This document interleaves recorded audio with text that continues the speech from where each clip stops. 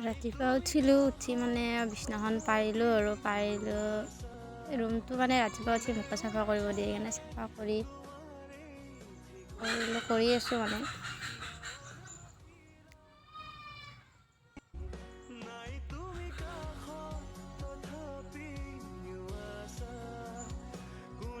চাফা হৈ গ'ল।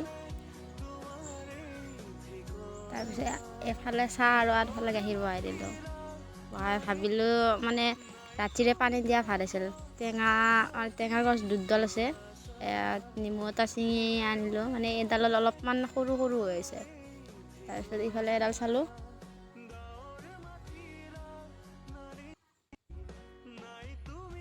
সৰু সৰু হৈ আছে টেঙাকেইটা।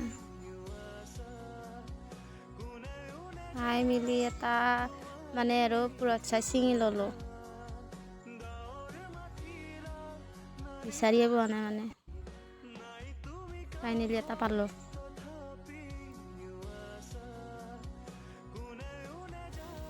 ছিঙিলোঁ দেই, এতিয়া ভাতৰ লগত খাম আৰু।